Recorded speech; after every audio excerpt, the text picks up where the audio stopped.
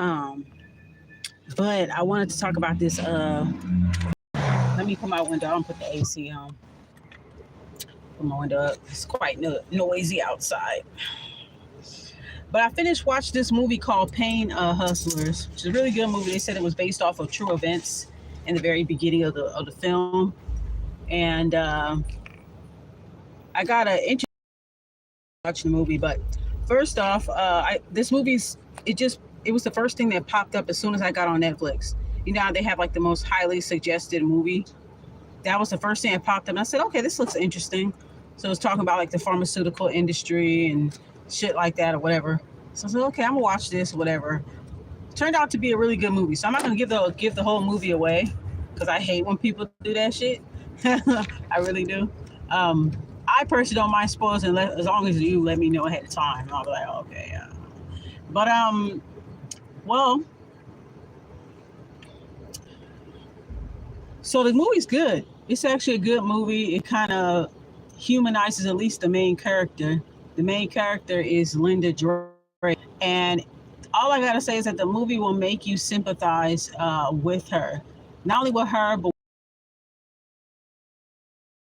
because Linda Drake in the story was a single mom. She had a black baby daddy, but they never showed the baby daddy, but he was a hater in the movie. He never was shown in the movie. He was only shown when the daughter was talking to him on the phone or whatever like that, but he was a hater once he saw she was on the come up. So that's usually how it is, you know, even though she was raising her daughter by herself, you know what I'm saying? He wasn't helping her. So Linda Drake in the movie, she kind of was struggling, kind of like a bit of a grifter. You could tell in the beginning of the movie, it kind of shows you that she used to kind of like, what my uncle used to call, so it's kind of like she was like a grifter. You could tell like in the beginning of the movie that she was used to getting what she wants. She's not really used to like paying for her, how can I say it? She's not used to like taking accountability for her actions or whatever like that. But she was like struggling, you know what I'm saying? Her daughter was bad as shit. And she was living in her sister's garage, sleeping on the couch, staying in her sister's house. Her sister was kind of seen as more of like the responsible one, you know, married with kids, responsible. So it kind of started off that way. And then the mother was kind of the same way too. They both had a hard life. The mother, she was kind of like a person that would kind of run off with her guy and leave the daughter, Linda Drake, with who she called her Mima and her papa, her grandparents. So she kind of had a hard life or whatever. So you can kind of tell that. But the good thing about Linda Drake is that Linda was like a hustler. Hi. Linda Drake was like hi honey. Linda Drake was like a hustler. I appreciated her hustle spirit throughout the whole entire movie. She knew how to hustle people. She knew how to talk to people. She was very like, you know, intuitive. She knew how to appeal to people, how to relate to people. That's a skill. She had really good people skills, which allowed her to be a very, very good grifter and con artist type person, right? So she pretty much made do with what she had, how she knew, how she grew up. You know, it sounds very familiar, right? But in the movie, this is a white woman, right? So anyhow. So, multiple sevens. Thank you. Oh, yes. Oh, yes. Thank you. So just what I needed to see. Yes, the universe speaks. We be having conversations here. Anyways, so the movie's a good movie. She basically makes it. She makes it to the top. She makes it to the top of the pharmaceutical game, but at some point in the movie, her feelings and her consciousness started to slip because when she was staying in a motel, there was a family that was there, and she befriended the family that was there. So you end up seeing them later on in the movie. How everybody that she got in contact with, it affected everybody, everything that she did. So good because it combats the pharmaceutical companies who are the ones that push medicines and things that aren't safe. And that's why we always have like these commercials that come on and say, you know, have you ever been hospitalized because you took Zoloft or because you took this and because you took that?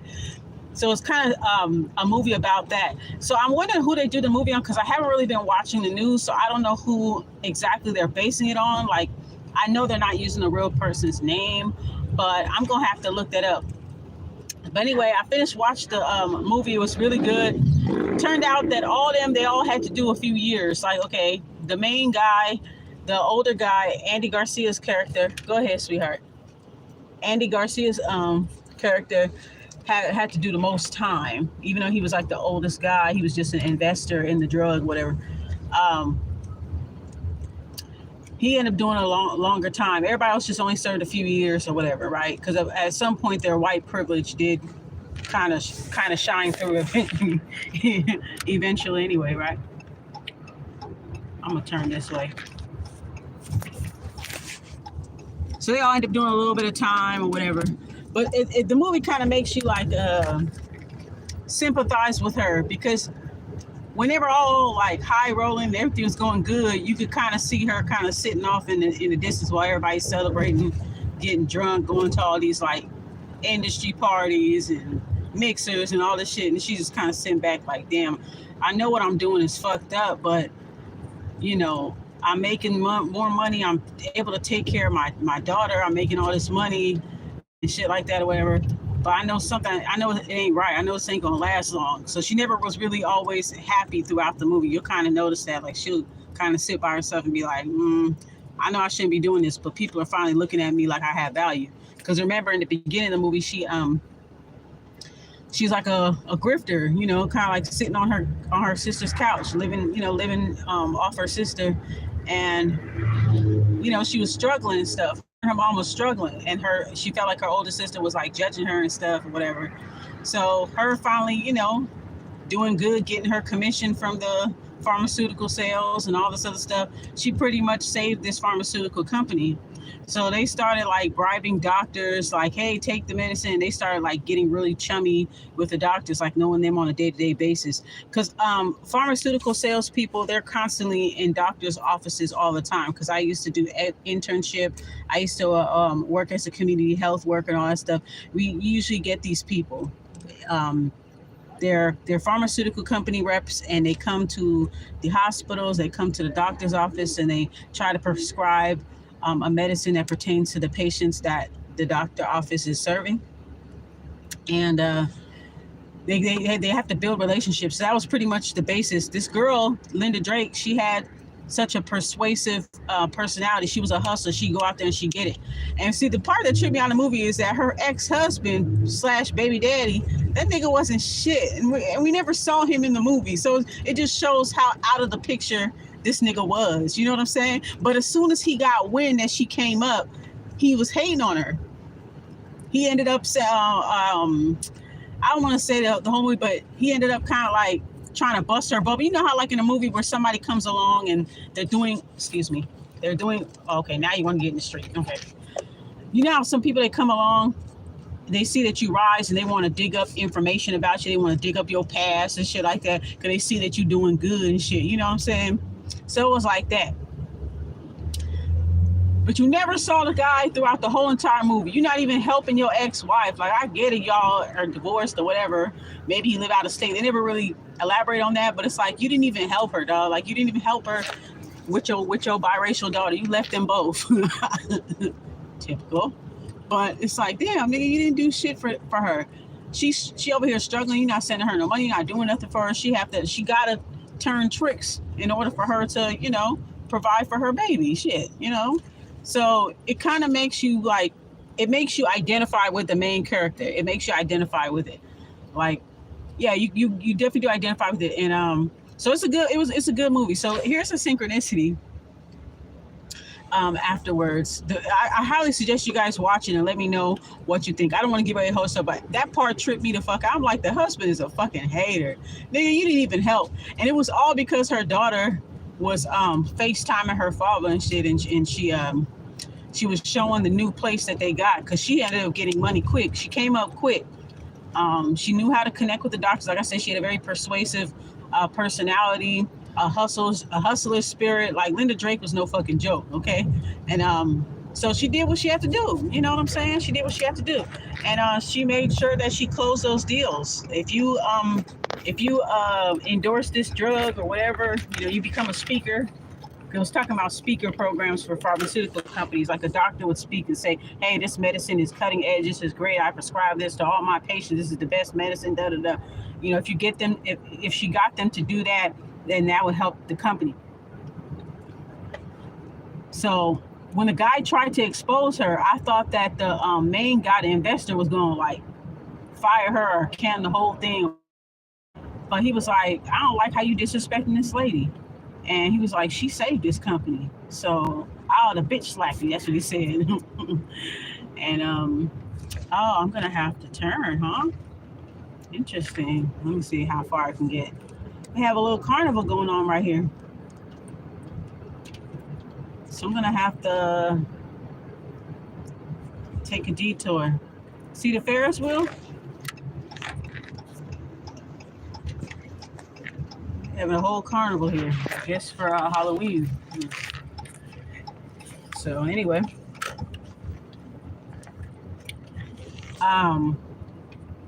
yeah, the nigga was hating on her because she came up quick in the company and she had bought her mom a car. I remember at the beginning of the movie, her mom looked out for her, so she made sure she helped her mom and shit. And you'll see all the sacrifices that she made and how the higher she moved up, the more successful she got. It was like kind of like the more depressed that she got too, because she realized that she's making money in a sleazy way. She realized it was starting to get people addictive. This is kind of a movie that's addressing the opiate crisis. Okay, so even though a person may seem successful and happy, a lot of them aren't happy. It just goes to show that money doesn't necessarily buy happiness or whatever. Especially if you didn't earn it the honest way. So that just goes to show that people that are on the top are most of the time are people that don't really deserve to be there. They didn't really work hard. In a way, they kind of did. They worked hard to scheme, but it's like, what I'm saying? They didn't make their money in an honest way. And they know that eventually they'll get investigated. Eventually they'll get caught. So this movie is no different than New Jack City. This movie is no different than Scarface or what's another drug come up movie? I know a whole bunch of them. Never Die Alone, or if you think of any movie about the rise and the fall, or read any urban fiction book about drug dealing. This movie is no different. The only difference is it's dealing with legal drugs, pharmaceutical drugs, and privileged white folk. Okay. But anyway, yeah, check out the film. It's a really good film. And I'm probably not gonna be able to turn right here either. I'm gonna have to find some way to make a UE. Yeah, I don't think I can turn right there. Let me see. I wonder if I could turn right here. And let's see, can I do it? Oh, I should do it. Let's go. I'll go through this way. I'm trying to drive around. Oh, I'm right at the Ferris wheel. Oh, I shouldn't have done that. Okay, well, that was stupid. Okay, but anyways, I'm gonna have to find a way to turn this fucker around. Man, shit. Wait, can I go straight? Let me see. I'm trying to figure this shit out. Damn. Because I'm trying.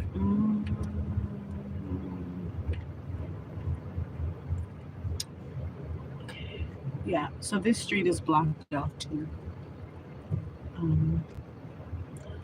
Yeah, the street is blocked off as well. So I'll just find a way to turn it on around. I should just stay. I guess I'll just get back on the street I was on. That's okay. Okay. That's all good. But anyway, let me tell you guys the Synchronicity, which was interesting. Trying to hurry and get to this place before it closes. It's going to be closing at 5:30 and it's like 4:46 right now. Hey, man, you got to turn around unless you live here. Oh, okay. All right, I'm about to say, you have to turn around like I did. Okay, make sure you can see me, girl. I'm reverse. All right. So anyway, okay, let me tell you the synchronicity. So this movie is about pharmaceutical drugs, right? So I go to my UPS checkpoint. So it's a place I go to pick up my packages, access point, right? When I miss my package, they send it there. So I go to the guy know me or whatever. So he was watching something about. He was watching something about the news about the cocoa jabba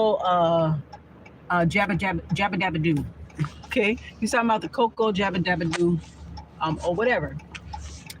And so he was looking at the news, and he had to look on the computer to see to type in my information for my package. So I was like, so I asked him out of curiosity. I'm like, I said, what's new, and whatever. So I'm like, what's new about the shot or whatever? And he says to me, you know what? I'm gonna come up the other way. I'm gonna go up straight a little bit, and I'm gonna come the other way because I need to be on the other side of the street, and I don't think I can do a UE in that busy ass fucking street. So I'm gonna come up the next way. Anywho, I gotta get some gas too. Anywho, so he was like, yeah, he said something. He was like, there, and it was a pharmaceutical company who are in charge of the cocoa jabba dabba doo, and he was saying that how in this news report that we were watching in front of us, that he was saying something that the shot was not working. It was proved to be ineffective, that it wasn't working. It's currently on the news right now. I don't really watch the news often, so this guy was watching the news inside the access points. I was asking him. So he was saying that they were saying that the shot, that they're realizing that it doesn't work, that it's ineffective, blah blah blah. So then I asked him, I said, did you take the shot? And he said, yeah, I did, and I got real sick. He said, my heart's not even the same. And he was like, even my girlfriend's auntie or whatever, she have nose hemorrhages ever since she took the shot. He said he took the shot and a booster, and he was forced to because he was in the army or whatever. So he said that he had to take it. I was like, damn, so you had to, like, whatever, right? And he was like, yeah, I had to take that. I was like, damn, nigga, so you was pretty much forced to do it. Damn, I can't turn right here. There's a car behind me.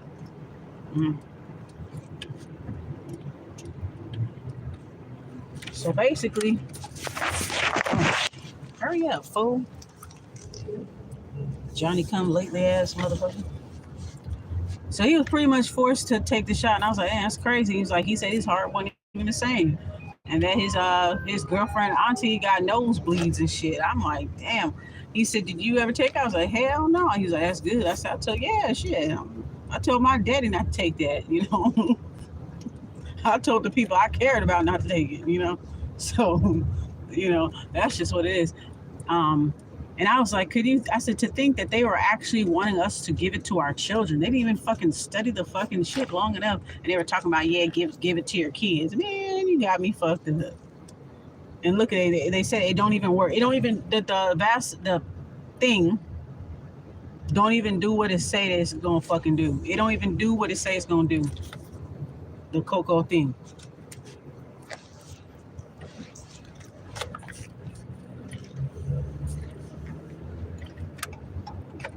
It don't even do what the fuck they say that it was gonna do. Ain't that some shit? Ah, shit, I can't turn right there. It don't even do what the fuck it say it gonna do. Ain't that some shit, y'all? Damn. Yeah.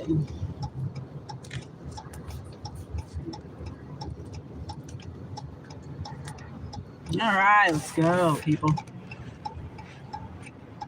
It's a damn gas station, too. Sorry, about to be 5 o'clock.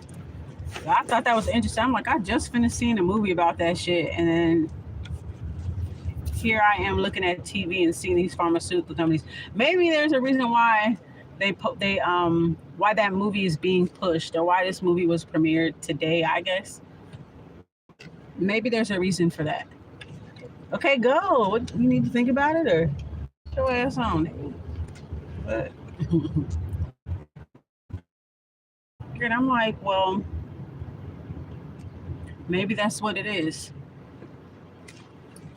There's some kind of connection between that movie and what's going to happen, like, especially with the pharmaceuticals that are in charge of that medicine. They're saying that the medicine don't work, but it's been said that one of the guys I used to date a long time ago, I remember looking at his Facebook, and he said his daddy, he posted a picture of his daddy, said his daddy died after taking the shot and shit like that. So they didn't even really study the fucking shot like that. They just wanted to hurry up and fucking push it, and then forcing people to take it, and then they was trying to get fucking kids to take it. It's kind of like, what? You know what I'm saying? Like,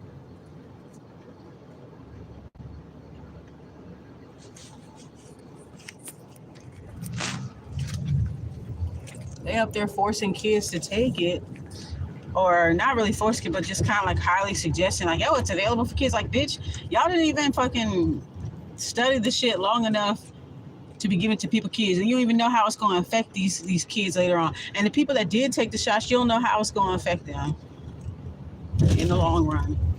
I'm so glad that during the whole, panoramic, that I was just so out of touch. I was divinely detached and out of touch with the entire thing. It didn't affect me the way that it affected others. And much love to the people who did affect, that's unfortunate, whatever. But for me, I never took a nasal test, never took a cocoa test. Unfortunately, my daughter had to take it once or twice when it was time for the kids to go back to school, and she did not like it at all. She didn't like it for shit. It was just, she didn't like it. She had a hard time with it because she intuitively knew it was some bullshit herself. Even my own daughter knew it was some fucking bullshit. She didn't like that shit up her nose. So she took it twice. Cause I didn't even trust the test, sticking something all the way up my fucking nose, all that shit. So I never took the nasal test. Never took any of the jabba dabba doos, so I'm grateful. I was completely disconnected. We didn't have no issues, no problems. Now, late 2019, we did get a little sick, so we probably did have it. I'm thinking some mild form of it, but there wasn't no name for it at the time, because otherwise they would have kept our asses quarantined. Okay, but this was around, when was this? This was before. When everything happened with the COVID thing, that was like March 2020, when everything kind of blew over. But when we got sick, it was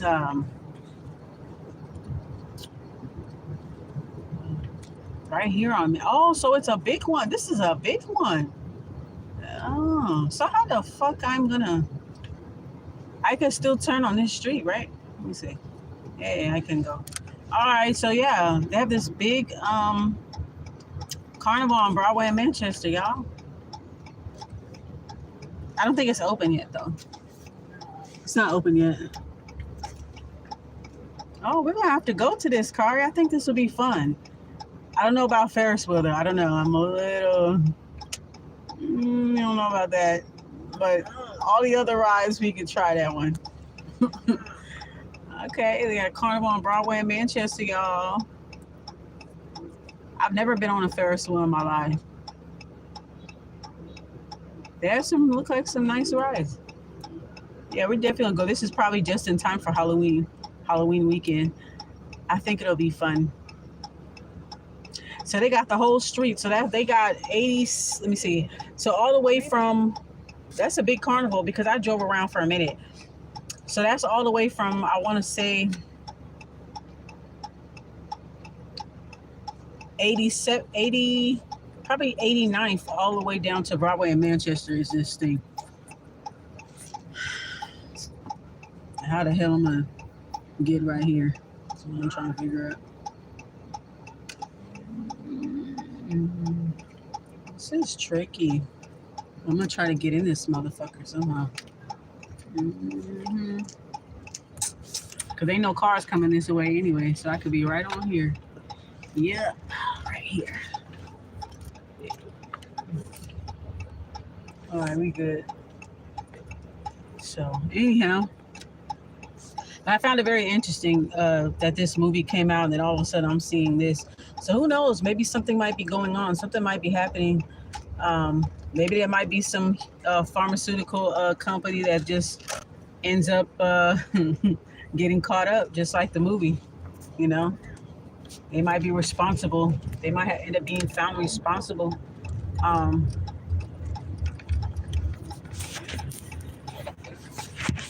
Go ahead, mama and kids. Take your time, baby. Mm-hmm. Maybe they might end up getting caught up. Shit, you never know. Talk about predictive programming. Their asses might fucking get their asses caught up. Who knows? Shit. But anyways, yeah, I just wanted to share that with everybody. I thought it was like hella interesting. Like, damn, this might be some type of predictive programming of what's to come, because there's a lot of people that took that shit and some people died, and like this other guy told me, he his heart ain't even the fucking same. That when he get the flu, he gets really really sick. So it didn't. The medicine proved not to even do what it said it was going to do. It was ineffective. Um, Now the movie was talking about the opioid crisis because of the medicine they was giving away. I mean that they were promoting was a medicine that was supposed to be for opiate tolerant people and for patients.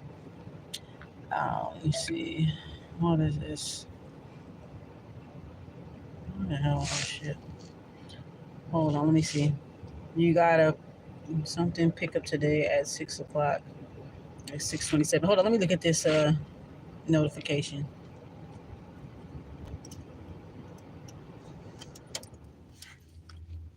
That shit, man.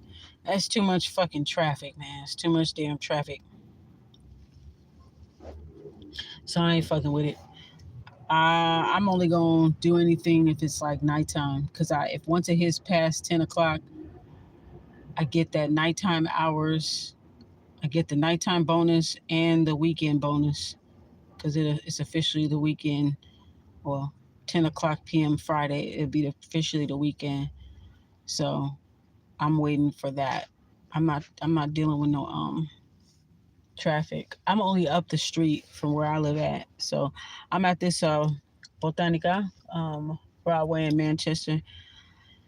And I'm finna go and get a few things, not too much, but I'm gonna get a few things to pretty much layer on top of what it already is. Everything already manifested, but I just want to layer on top of it, make sure everything continues to go smoothly, which it has. So I'm grateful for that.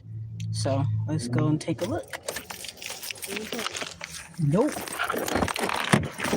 I gotta take my wallet. Okay, I gotta get some gas as well. But yeah, y'all check out the movie though. It's really really good. I'm gonna look into the news report about the Jabba Dabba Doo. I'm gonna look it up and see what's going on with that shit. That's interesting as hell.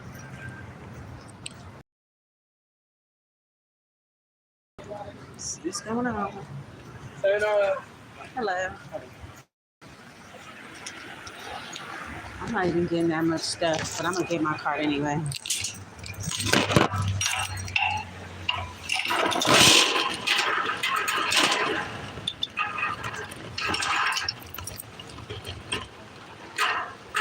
About to close and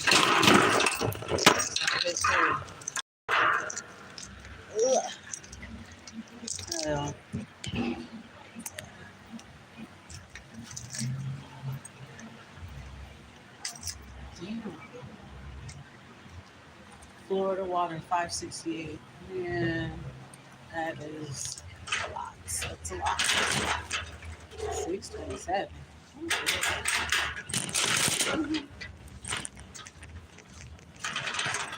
I came here specifically for different things.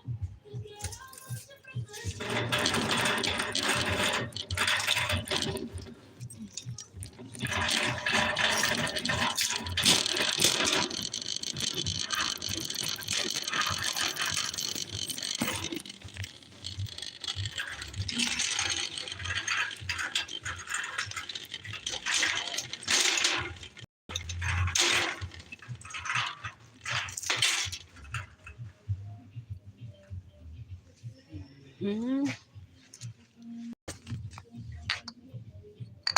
Let's see if this one is perfectly in the middle.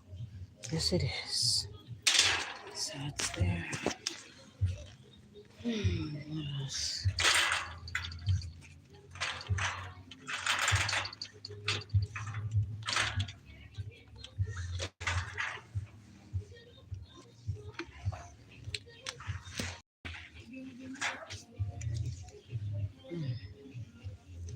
This one's a little bit more than the other one.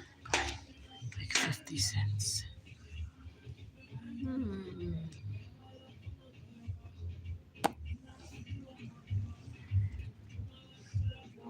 Oh, Agame. That's the one.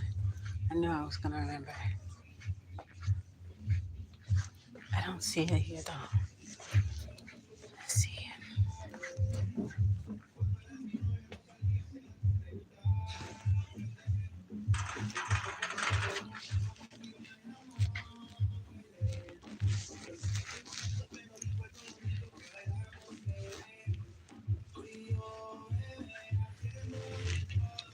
There's no Pagame, but I got money ring. I guess this will have to do. Let's see, when the wick is not directly in the middle, I don't fuck with it. Nope. I don't like that. I don't like that. I'm gonna look around till you get that too. See? Nope.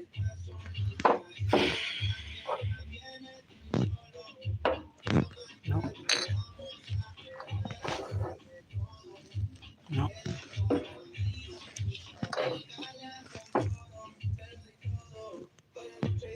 That's as middle as it's gonna get. Okay. Let me check these other ones in the back. Nah.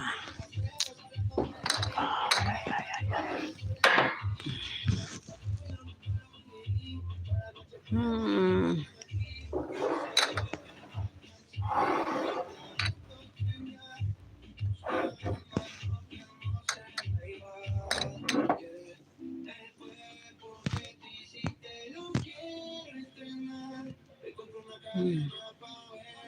Hmm.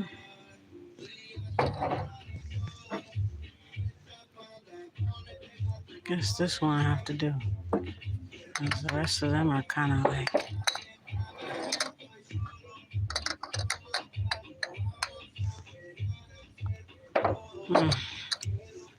Whatever.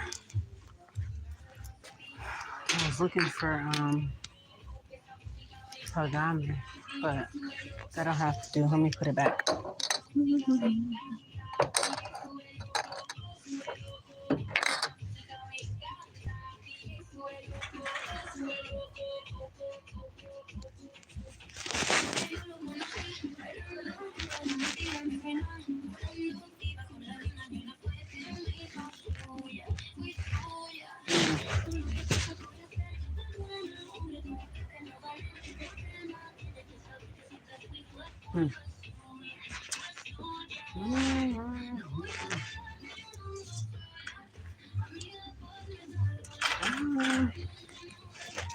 I guess that's it. Wait, there's something else.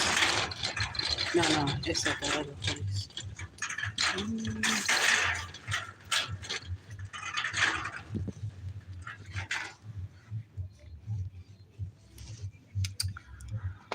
I guess I don't have to do. I got that. I want that. I guess that's it. Yeah, that's it, guys.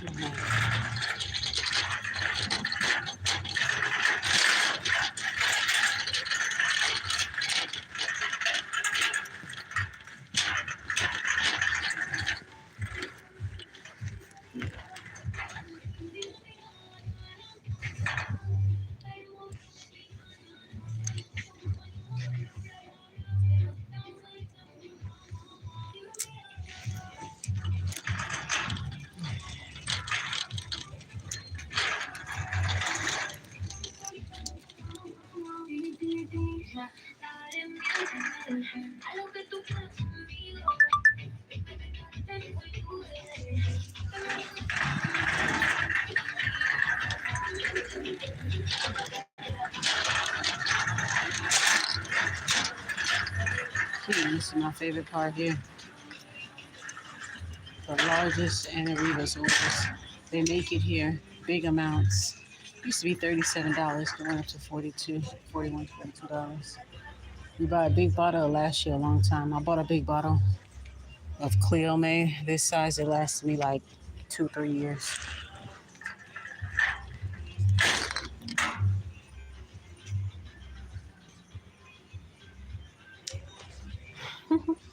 I used to use this back in my bingo days.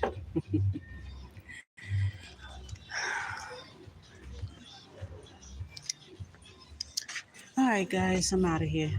I'll check out y'all in the next video. All right, peace.